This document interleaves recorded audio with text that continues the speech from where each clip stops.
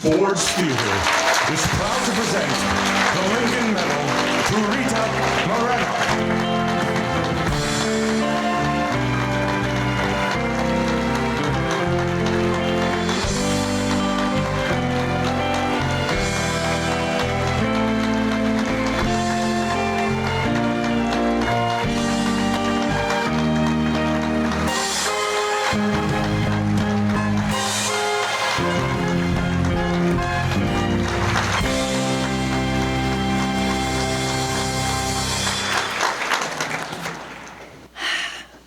Thank you, Ford's Theater, the Board of Directors, Paul Chetalt. Oh, I am really so overcome.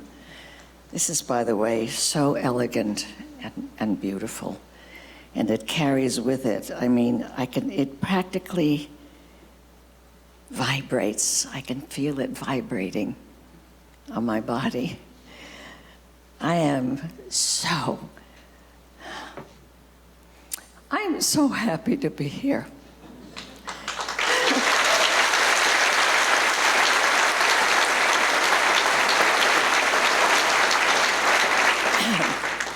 Seeing all those clips, or at least hearing all those clips, and my career flash before me makes me feel old. Never mind.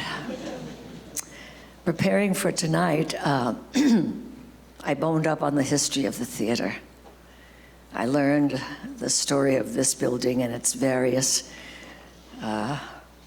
iterations. First, it was a church.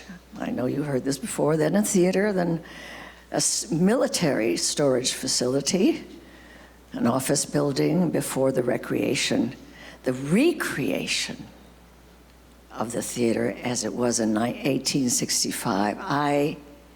I really had no idea. I've been here before, but it didn't look this way when I was here last. And when I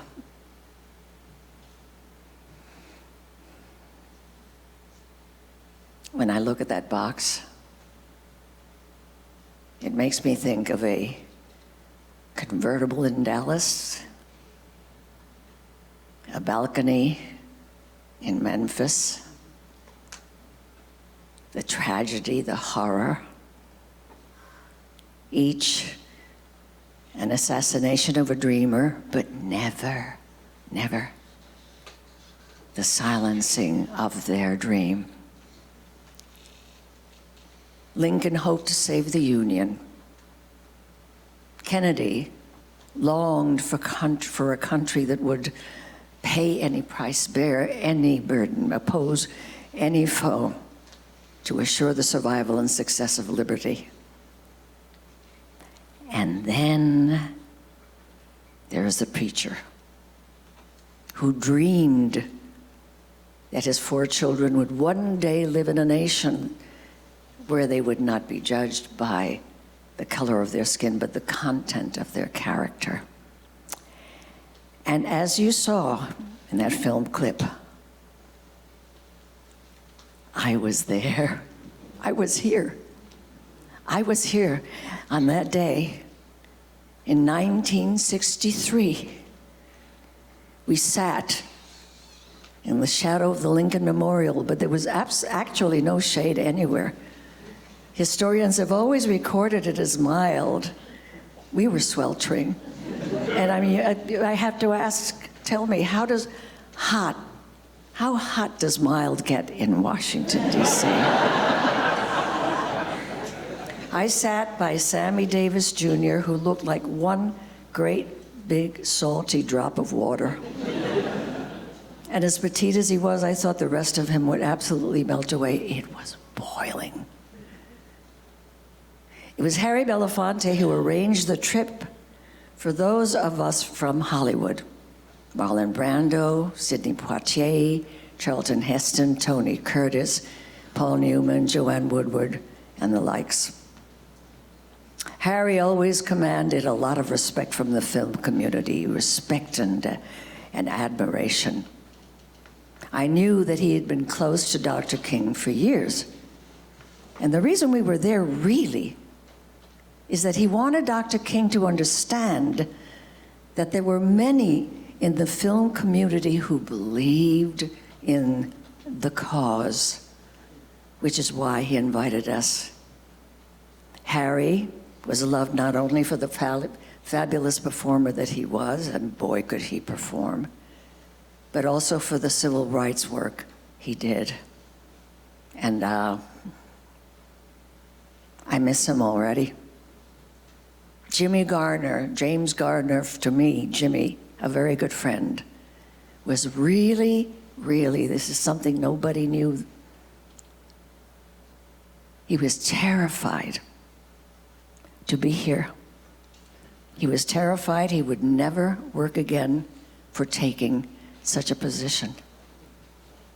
I knew him well, and I saw him guzzling Pepto-Bismol to quiet his angry ulcer. Same for me, I just didn't have the ulcer.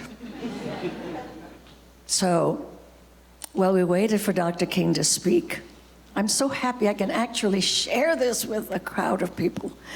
While we waited for Dr. King to speak, I will always remember turning to look down below and see an ocean of humanity and its multicolored reflection in that pool. Women waving fans on a stick borrowed from a pew rack, probably. Sharecroppers in their bibs and straw hats. I caught the gleam of something that absolutely mystified me, and I realized they were metal thermoses here and there as they mirrored the sun. And I actually saw children and others cooling their feet in its water, and there I was on those steps, not more than 10 to 15 feet from Dr. King.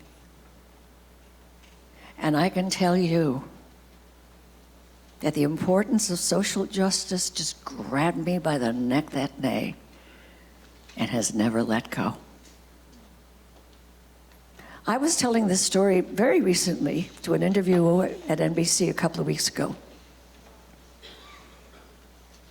And here's the story. Dr. King started his speech, which at first appeared kind of halting. And then I saw Mahalia Jackson, his dear friend, the gospel singer, tugging on his jacket. And you know what she was saying? She was saying, "Tell him about the dream, Martin. Martin, tell him about the dream." And from somewhere, an unseen force transported that man from his prepared text to the extemporaneous oratory that we now read about in history books. And after hearing the interview, a fellow over there at NBC came over and he said to me, "You know, it just happens that 2 weeks ago, I was looking through the archives and found exactly what I had described, what you described to be true. I had a dream was not in that text, not in the original text." And I can only tell you that I was so excited, and still am, to have it corroborated finally, because I've never heard that story anywhere else. And that corroborated this story I'm telling you now. Helen Keller possessed 20/20 insight. Hope, she said, sees the invisible, feels the intangible, and achieves the impossible. To be present that day in 1963, to experience the American dream as I have lived it for 90 plus years.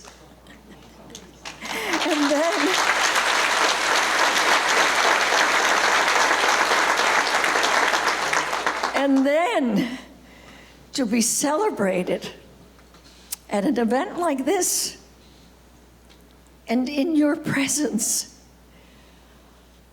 I have no choice but to remain hopeful And I am. After all, we have the better angels of our nature still working among us. So, what a lovely evening. What an honor. Thank you so much.